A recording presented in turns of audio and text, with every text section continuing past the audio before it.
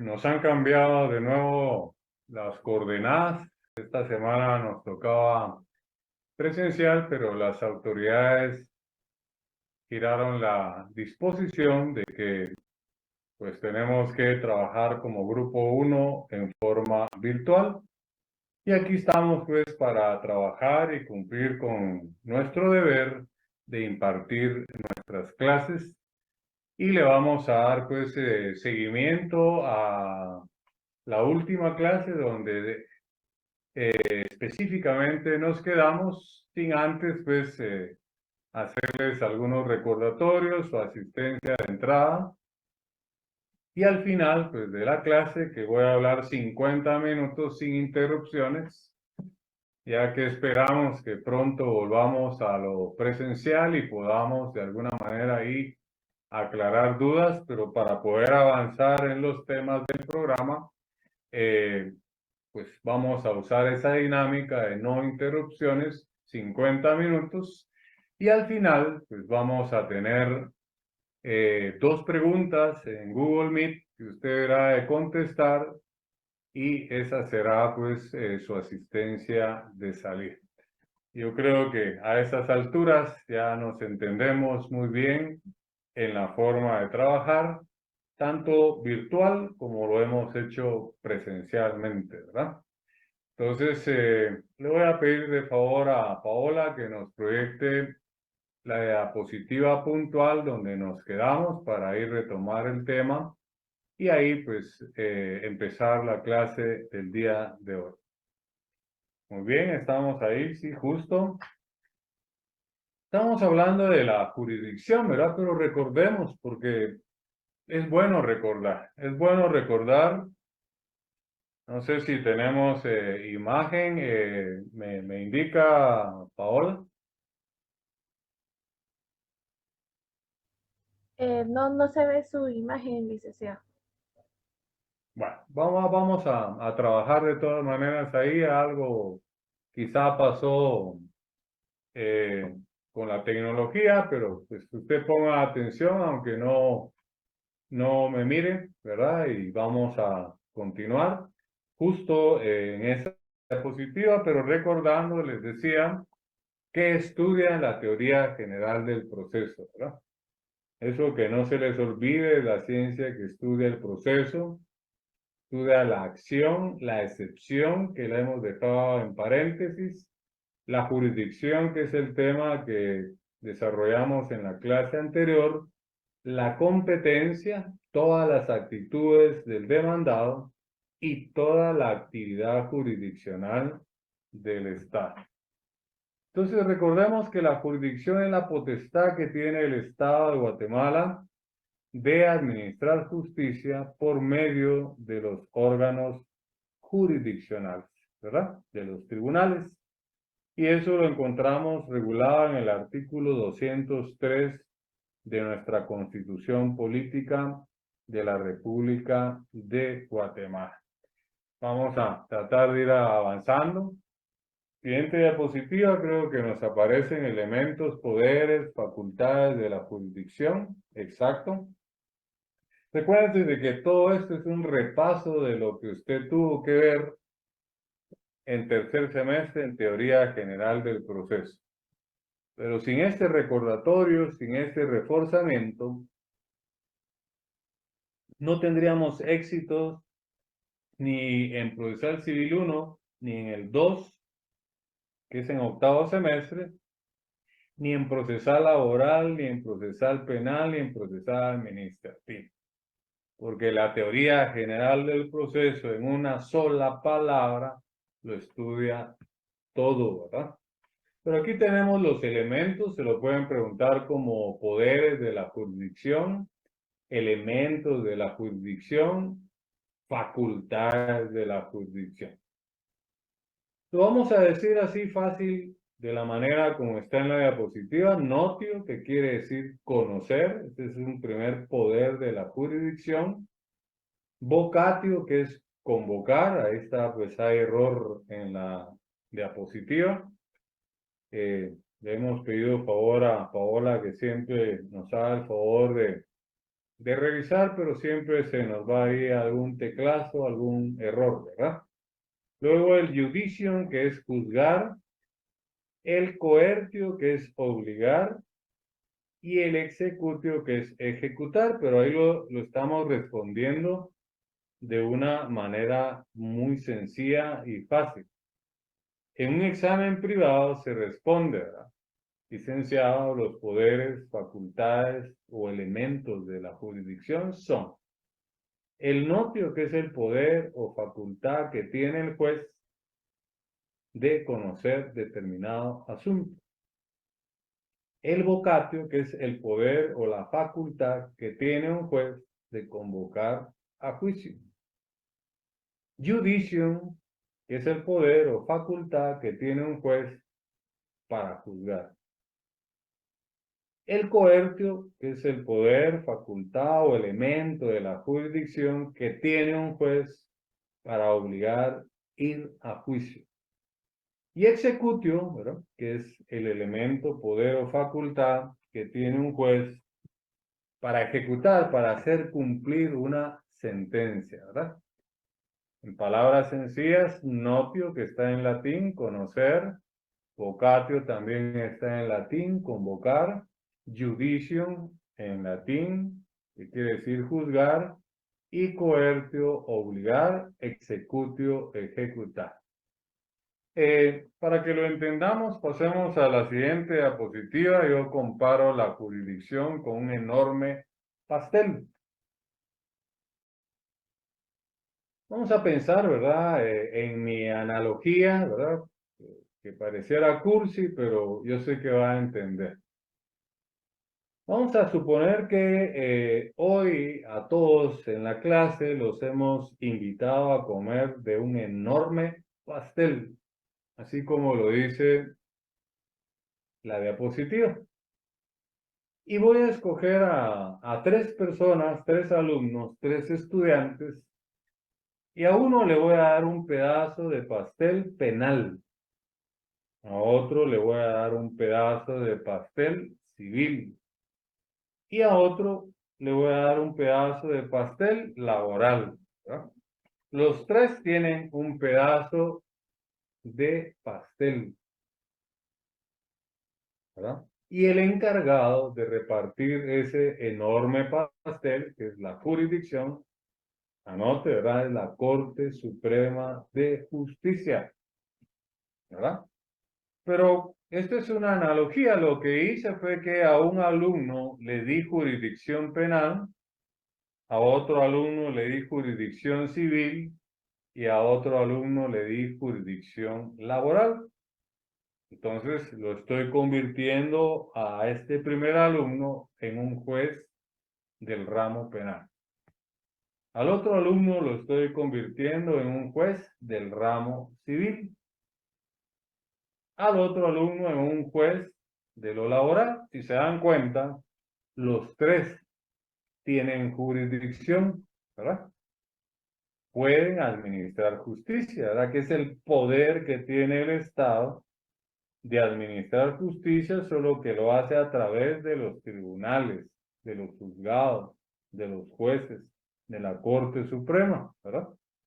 Desde el juez menor, que podría ser de paz, hasta uno de primera instancia, o podría ser también un tribunal de sentencia o una sala de corte de apelaciones o la misma Corte Suprema. Entonces creo que van entendiendo más o menos qué es la jurisdicción, ¿verdad? Aquí tenemos tres jueces, solo que a uno le dimos jurisdicción penal, a otro jurisdicción civil y a otro jurisdicción laboral. Entonces, como pues confundimos proceso con procedimiento, litis con pretensión, acción, el derecho de acción con el derecho de petición, porque vimos en la clase anterior que lamentablemente los guatemaltecos no sabemos hablar español. Cantamos canciones en inglés sin saber hablar inglés. Ahora ya sabiendo qué es la jurisdicción y más o menos cómo funciona, creo que en la siguiente diapositiva nos aparece entonces qué es la competencia. Justo, pues la respuesta es bien simple, ¿verdad? Es el límite de la jurisdicción. La competencia es el límite de la jurisdicción. Entonces, no es lo mismo jurisdicción que competencia. Aclarémoslo, ¿verdad? La jurisdicción es la potestad que tiene el Estado de Guatemala de administrar justicia a través de los órganos jurisdiccionales. Y la competencia es simplemente el límite de la jurisdicción. Volvamos a la diapositiva anterior, Paola, por favor, para explicarles cómo es que funciona la competencia. Siempre con ese pedazo de pastel, ¿verdad? Ya vimos que a un sujeto, ¿verdad? A una persona le dimos jurisdicción penal, ¿verdad? Lo hicimos juez de lo penal, a otro lo hicimos juez de lo civil y a otro lo hicimos juez de lo laboral. Los tres jueces tienen jurisdicción.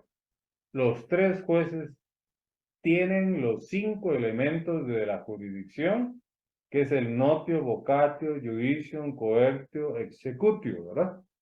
Por eso son poderes, ¿verdad? Estos tres jueces pueden conocer a través del notio, pueden convocar a través del vocatio, pueden juzgar a través del judicio, a través del coertio pueden obligar y a través del executio pueden ejecutar, hacer cumplir una sentencia. Si quieren, volvamos a esos elementos, poderes de la que tiene la jurisdicción. Una diapositiva atrás, por favor, Paola, ¿verdad? Vea cómo todo tiene una lógica, ¿verdad? Los tres jueces que nombré yo como Corte Suprema, que soy el encargado de repartir el pastel, ¿verdad? La jurisdicción, tienen facultad o poder para conocer, tienen facultad o poder para convocar a juicio, tienen facultad o poder para juzgar, ¿verdad? Que es el judicio. Tienen facultad o poder para obligar a ir a juicio, que es el coertio. Si una persona se niega a ir a juicio, se le conduce por la fuerza pública, ¿verdad? Con una orden de un juez competente, porque solo el juez tiene jurisdicción. Y el executio, que es ejecutar, es hacer cumplir una sentencia. Volvamos a nuestro pastel, Paola, por favor, que es la siguiente diapositiva. Creo que lo vamos entendiendo. Entonces ya tenemos aquí 3 pedazos de pastel, ¿verdad? 3 pedazos de jurisdicción. Tenemos 3 jueces. Solo que uno tiene jurisdicción para penal, otro es para civil y otro para laboral. Quiere decir que el de penal no puede conocer de civil, el de laboral no puede conocer de penal, el de civil tampoco puede conocer penal o laboral y viceversa, ¿verdad? Hago la aclaración, escuche, hago la aclaración que en algunos lugares hay juzgados y hay salas de apelaciones con jurisdicción mixta, pero eso es otra cosa, es porque no se tiene la suficiente capacidad de la Corte Suprema para crear tantos juzgados y pagarle a tantos jueces. Por ejemplo, en Escuintla hay una sala de apelaciones que tiene jurisdicción mixta, ¿verdad? Conoce penal, civil, pero esa es otra cosa, ¿verdad? Acá, este juez que nombramos de lo penal solo puede conocer penal. Va a ir a un juzgado de lo penal. El otro solo puede conocer civil. Va a ir a un juzgado de lo civil. El otro solo puede conocer laboral. Entonces pasemos a la siguiente diapositiva, Paola. Ahí es donde vamos a entender que la competencia es simplemente el límite de la jurisdicción. Aquel juez que le dimos jurisdicción penal por razón de competencia, ¿verdad?, que es quien le pone un límite, ¿verdad?, solo puede conocer penal. Aquel juez que le dimos jurisdicción civil, por razón de competencia, solo puede conocer civil. ¿Qué está haciendo entonces la competencia con la jurisdicción? Poniéndole un límite. Aquel juez que le dimos jurisdicción laboral, solo puede conocer laboral. ¿Qué está haciendo la competencia? Poniéndole un límite a la jurisdicción. Entonces, ¿qué es la competencia? Simplemente el límite de la jurisdicción. Volvamos a la diapositiva atrás, porfa, Paola. Nos vamos a poner en el caso de un juez de lo civil, ¿verdad? Ahí hay competencia por razón de la materia, ¿verdad?, en los tres casos. En el juez penal, la clase de competencia es por razón de la materia. En el juez civil, la clase de competencia es por razón de la materia, ¿verdad? Y en el de laboral, también por razón de la materia, ¿verdad? Los tres jueces, la competencia les ha puesto un límite, pero agarremos al juez de civil y lo vamos a limitar más con la competencia. Este juez de lo civil lo vamos a nombrar un juez de lo civil de primera instancia. Y por razón de la cuantía, competencia por razón de la cuantía, lo vamos a limitar. Él solo puede conocer en aquellos casos que la ley permita, ¿verdad?, y que indique de 50,000 quetzales para arriba. Y vamos a nombrar a otro juez con jurisdicción civil, pero le vamos a poner no solamente límite por razón de la materia, sino también por razón de la cuantía. A este juez de lo civil lo vamos a nombrar juez de lo civil de paz, ¿verdad?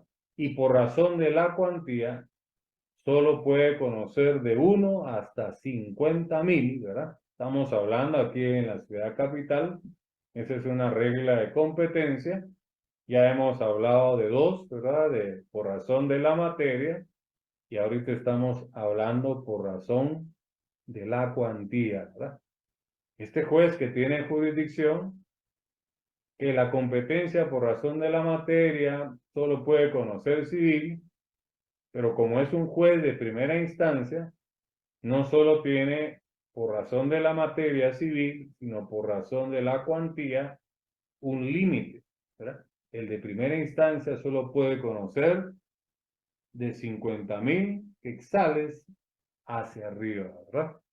Entonces, des en cuenta la gran diferencia que existe entre la jurisdicción y la competencia. Y lo importante, volvamos a los elementos, poderes o facultades.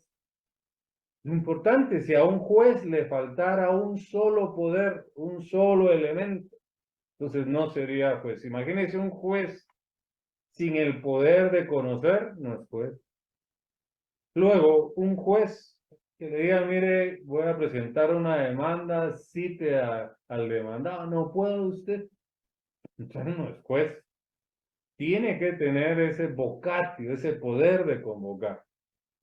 Bueno, convoca, conoce, pero yo no puedo juzgar a usted. Tampoco es juez. Tiene que tener el judicium. Pero mire, no quiere venir a juicio, yo no lo puedo obligar a usted. No es juez. Tiene que tener el coercio, ¿verdad? Si se niega, se ordena a la fuerza pública su conducción, ¿verdad? Y el executio, ¿verdad?, dictó sentencia, pero le ponemos un cuadro porque esa sentencia nadie la va a cumplir, ¿verdad? Entonces debe de tener el executio, que es el poder que tiene un juez para hacer cumplir una sentencia. Entonces todo va concatenado y lleva lógica, ¿verdad? Ya sabemos que la jurisdicción es la potestad que tiene el Estado de administrar justicia. Volvamos a la diapositiva anterior, Paola, para que recapitulemos, ¿verdad? La jurisdicción es la potestad que tiene el Estado de Guatemala de administrar justicia por medio de los tribunales. Artículo 203 de nuestra Constitución Política de Guatemala. Siguiente diapositiva, ahora lo vamos a entender fácil, ¿verdad? La jurisdicción tiene poderes, elementos o facultades. ¿Cuáles son? Notio, vocatio, judicio, coertio, executio. Notio conocer, vocatio convocar, judicio juzgar, coertio obligar, executio ejecutar. Ya vimos con mi ejemplo en la siguiente diapositiva del enorme pastel, ¿verdad? Comparando la jurisdicción. Y ya vimos quién es el que reparte ese pastel, es la Corte Suprema, es el que nombra a los jueces, ¿verdad? Usted se va para juez de paz de lo civil, para Misco, ¿verdad? Usted se va para juez de primera instancia de lo civil y se queda aquí en la capital, ¿verdad? Entonces, ahí ya estamos involucrando también otra regla de competencia. Competencia por razón del territorio. Aquel lo mandé para Misco y al otro lo dejé aquí en la ciudad capital.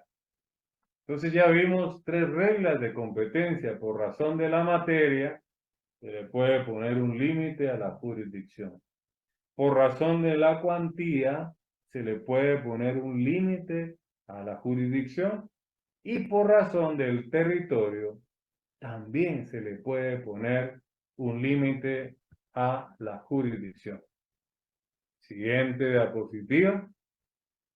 El que no entiende es porque no quiere entender. Entonces, ¿qué es la competencia? Simplemente el límite de la jurisdicción. Entonces, yo creo que eso está bastante claro, ¿verdad?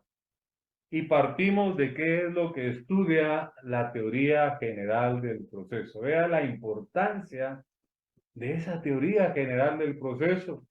Aquel libro que usted quizá no quiso comprar o si lo compró no lo leyó o el catedrático no le explicó, no quiso hacer un laboratorio, un trabajo, tarde o temprano lo tendrá que hacer porque está a las puertas de su examen técnico profesional, el famoso examen privado. Ya está en cuarto año de la carrera, usted es un cuasi abogado. Está a un año y medio de cerrar pensum, ¿verdad? Después viene el viacrucis del famoso examen técnico profesional. Entonces, como es obligatorio que usted a toda clase traiga sus leyes, y lamento pues que la imagen no nos haya funcionado, pero no importa, ¿verdad? Porque al final quizá ni me querían ver, ¿verdad? Y como ustedes no activan cámara, pues tampoco los puedo ver, pero pronto pues nos veremos en lo presencial. Anote ahí que las reglas de competencia habla su código procesal civil y mercantil. Está a partir del artículo 7º que habla competencia por el valor, o sea, ese es por razón de la cuantía, ¿no?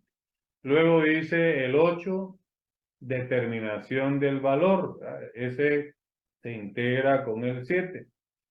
Luego el 9 también tiene que ver con el 7 y el 8, determinación del valor en caso de duda.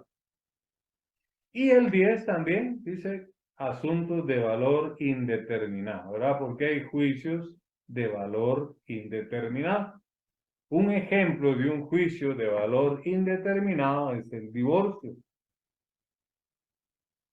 Ahí no se discute dinero, sino que lo que se discute es el disolver un vínculo matrimonial, ¿verdad? Pero también, pues, si hay de valor determinado, indeterminado, pues también tendrá que haber uno de valor determinado. Ejemplo, cuando alguien me debe 50,000 quetzales, ¿verdad? Entonces, la pretensión, la litis, el litigio, es los 50,000 quetzales. Entonces, ese es un juicio de valor determinado y hay juicios de valor indeterminado. Entonces, el determinado está en el artículo 9 y el indeterminado está en el 10. Y el 11 nos habla de la determinación del valor cuando hay una acumulación objetiva de demandas. Quiere decir que hay varias demandas, entonces tenemos que sumar los montos, la cuantía, para determinar quién es el juez competente que debe de conocer. Pero en el 12 nos encontramos con otra regla de competencia. El artículo 12 de el Código Procesal Civil, Decreto Ley 107, regula la competencia, una regla de competencia por razón del domicilio. Quiere decir, ¿verdad?, que la competencia también le puede poner límite a un juez en su jurisdicción dependiendo del domicilio, ¿verdad? Y ahí nos explica. Ya hemos dicho que en clase no venimos a leer artículos, pero acá era importante pues irlos señalando. A usted le queda lectura y análisis obligatoria en casa, ¿verdad? Aquí pues ya entendió usted qué es la jurisdicción, qué es la competencia, cuáles son los elementos, poderes o facultades de la jurisdicción, quién nombra a los jueces, ¿verdad?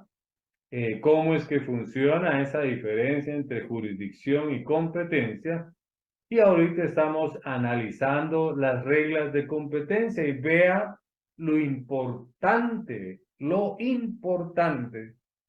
que es manejar este tema. Yo quisiera que hagamos un paréntesis y viajemos al artículo 61 de su Código Procesal Civil y Mercantil. Les vamos a dar tiempo para que viajen. Si ya llegó y aterrizó, dice artículo 61, escrito inicial, la demanda, ¿verdad? En materia civil es la demanda. Dice la primera solicitud, que es la demanda, que se presente a los tribunales de justicia, contendrá lo siguiente. Póngale atención al numeral 1. Designación del juez o tribunal a quien se dirija. Dejémoslo ahí, ¿verdad? Designación del juez o tribunal a quien se dirija. Pregunto, ¿verdad? Y respóndase usted mismo. Es importante el tema de la jurisdicción y la competencia. Es importante manejar las reglas de la competencia por razón de la materia, la cuantía, juicios de valor determinado, juicios de valor indeterminado, cuando se acumulan varias demandas, cuando pues hay que determinar la competencia por razón del domicilio. Si usted no maneja este tema, desde ahí va a fracasar con ese primer escrito que se llama demanda, porque ya vimos que el primer requisito que debe llenar ese primer escrito es la designación de un juez competente. Entonces, obligatorio, ¿verdad? La lectura de todo este articulado, que solo hemos ido mencionando los epígrafes de cada artículo. E íbamos por el artículo 12, vámonos al artículo 13. Juez competente cuando no existe domicilio fijo, ¿verdad?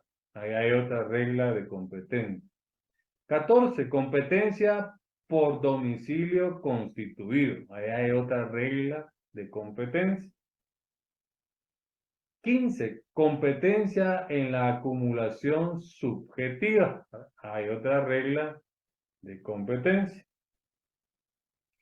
Cuando hablamos, para que quede claro, eso es teoría general del proceso, la acumulación objetiva es cuando se acumulan varias demandas. Y cuando vamos al 15, ¿verdad? Varias demandas está en el 11, es acumulación objetiva. Y en el 15 es la acumulación subjetiva, se refiere a los sujetos, ¿verdad? Cuando hay acumulación de varios sujetos ya sea en una demanda o en los demandados, ¿verdad? Para que usted tenga clara la diferencia de la acumulación objetiva. Está regulada esa regla en el artículo, repito, 11, y en el 15 tenemos la acumulación subjetiva. La anterior se acumulan varias demandas y en el 15, se acumulan varios sujetos o demandados, ¿verdad? Hay muchas partes. Entonces a eso se le llama subjetiva, acumulación subjetiva. Luego el 16 nos habla de la competencia en los procesos sobre reparación de daños y perjuicios, ¿verdad? Vincule, ¿verdad? No tengo a la mano mi Código Civil, pero me recuerdo que los daños y perjuicios en el Código Civil están a partir del 1645. 100% seguro que así es, 1645. Véalo después usted en casa, despacio, y lo vincula a este artículo 16 porque van íntimamente relacionados, ¿verdad? Entonces aquí tenemos otra regla de competencia en el artículo 16, competencia en los procesos sobre reparación de daños y perjuicios. Ahí hace falta la palabra perjuicios, ¿verdad? Se le fue al legislador. Pero en el 1645, en todo ese articulado, sí encontramos los daños y perjuicios, solo que en el Código Civil. Sigamos, el artículo 17 nos habla de otra regla de competencia, derecho del que ejercite acción procesal.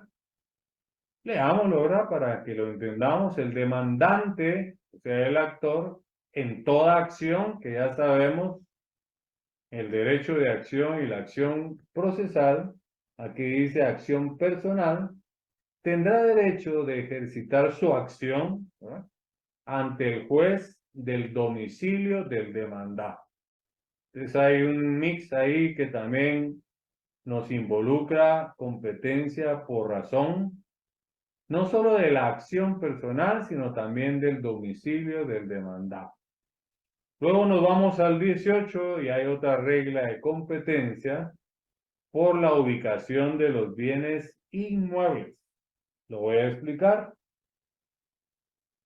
Si es un arrendamiento, por ejemplo, ¿verdad?, y el bien inmueble está en Misco, por razón de la ubicación del bien inmueble, tiene que conocer un juez de Misco, ¿verdad? No podemos presentar la demanda en otro lado, ¿verdad? Eso es lo que nos dice el 18. Luego el 19 nos dice competencia por la ubicación del establecimiento comercial. El 18 nos está hablando de un bien inmueble para uso de residencia, ¿verdad?, de nuestra familia. Y el 19 nos está hablando de un bien inmueble, un local para uso comercial. Entonces, leámoslo, ¿verdad? Competencia 19 por la ubicación del establecimiento comercial o industrial. Si la acción se refiere, volvemos a hablar de la acción, miren la importancia, a un establecimiento comercial o industrial, el demandante, o sea, el actor, podrá deducirla ante el juez del lugar en que esté situado el establecimiento. Entonces, tanto el 18 y el 19, ya sea el bien inmueble para residencia o para uso comercial o industrial, va a ser competente el juez, ¿verdad?, de donde esté ubicado el bien inmueble.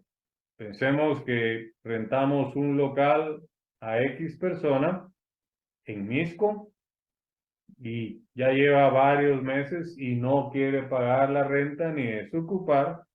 Entonces acudimos a un juez de Misco, ¿verdad?, a demandar el pago de rentas atrasadas y la desocupación y desahucio, ¿verdad? Que eso, cuando miremos el juicio sumario, lo vamos a entender mejor, porque ese es un tema que se ventila en la vía sumaria y está en el programa de octavo semestre, ¿verdad? Aquí en séptimo semestre solo nos vamos a enfocar en el juicio ordinario. Vamos a ver los incidentes y ojalá nos dé tiempo para ver también el proceso cautelar.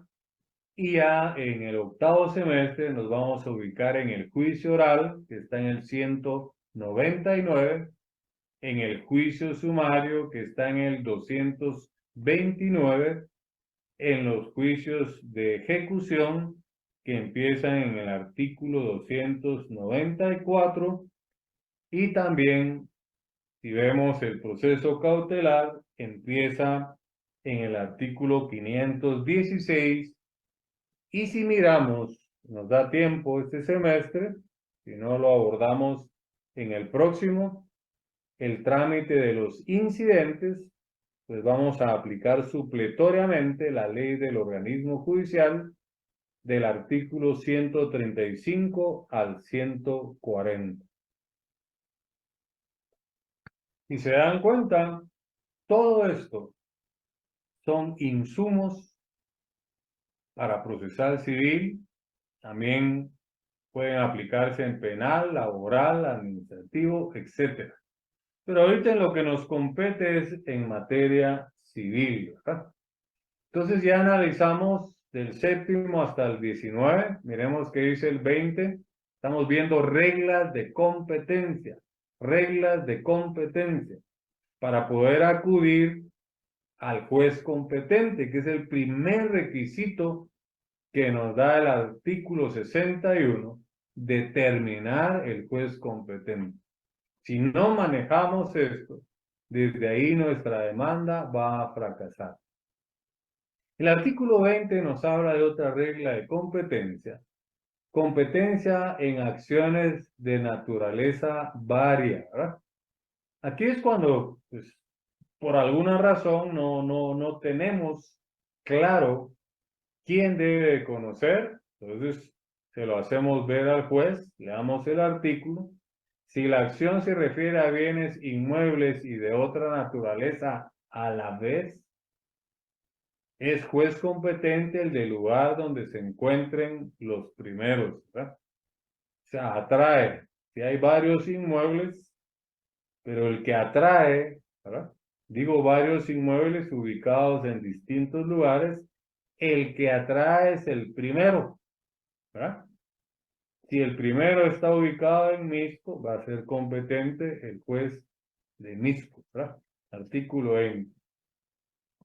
Luego ya entramos a la competencia de los procesos sucesorios, ¿verdad? Ya sea intestados o testamentarios, ese es el artículo 21. Ahí hay otra regla de competencia. Luego el 22, competencia en los procesos de ejecución colectiva, es otra regla. Los juicios de ejecución los vamos a ver en octavo semestre. El 23 nos habla competencia por accesoriedad. O sea que lo accesorio lo atrae lo principal. Eso es lo que quiere decir el artículo 23. Entonces, donde la competencia lo tenga el juicio principal, atrae a la obligación accesoria, ¿verdad? Así lo dice el artículo 23, la obligación accesoria sigue la competencia de la principal. Lo principal atrae lo accesorio. Así anoten, ¿verdad? Fundamento legal 23 como regla de competencia. Y por último, el 24, que es la última regla, competencia en los asuntos de jurisdicción voluntaria, ¿verdad? Dice, para el conocimiento de los asuntos de jurisdicción voluntaria, los competentes son los jueces de primera instancia, perdón, de acuerdo con las disposiciones de este código. Yo lo quisiera, por favor, Paola, si es tan amable, para no pasarme el tiempo. ¿Cuánto tiempo llevo? 38 minutos. ¿Cuánto? 38 minutos. 38 minutos. Sí. Bueno, entonces me gustaría que pasáramos ya teniendo claro qué es la competencia, la jurisdicción, los elementos, poderes, facultades, ya habiendo analizado así a la ligera las reglas de competencia, porque les quiero recordar que estamos en procesal civil 1, no estamos en teoría general del proceso. Pero este catedrático que soy yo, pues ha tenido a bien hacer repaso, ¿verdad? De algunos aspectos, no de todo, de teoría general del proceso para que tengamos éxito en nuestro curso de procesal civil 1 y en el curso de procesal civil 2. Entonces ahora vamos a hablar de los juicios de conocimiento que están regulados en el libro segundo del Código Procesal Civil y Mercantil. Miremos si nos aparecen en la próxima diapositiva. Bueno, esto ya es como cruzando la frontera, ¿verdad? Entre teoría general del proceso y procesal civil 1. Es un tema ya más específico de procesal civil 1, los juicios de conocimientos. En materia civil, anote, solo hay 4 juicios de conocimiento. Después vamos a explicar en qué consisten los juicios de conocimiento. Porque a mí no me interesa ir a paso veloz, me gusta ir despacito, muy despacito, para que lo poco que se pueda ver, pues presuma yo que quedó claro, ¿verdad? Aunque esto es un repaso de teoría general del proceso. Entonces solo hay 4 juicios de conocimiento en materia civil. El juicio ordinario, que es el que nos vamos a enfocar en séptimo semestre. Les voy a dar el fundamento legal, artículo 96 del Código Procesal Civil y Mercantil. Luego tenemos el juicio oral, ¿verdad?, que lo tenemos regulado en el artículo 199 del Código Procesal Civil y Mercantil, Decreto Ley 107. Luego tenemos el juicio sumario, que lo mencionamos porque pusimos unos ejemplos ahí de arrendamiento, ¿verdad? Y todo lo relativo a arrendamiento se ve en la vía sumaria, ¿verdad? Pero tanto el oral como el sumario y el arbitraje que aparece en su diapositiva serán temas de procesal civil 2.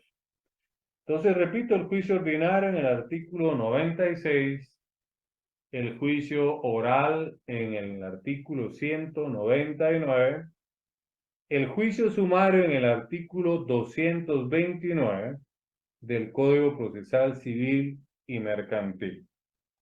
Ponga atención a este último y cuarto juicio de conocimiento que también vamos a ver en Procesal Civil 2, que es el arbitraje.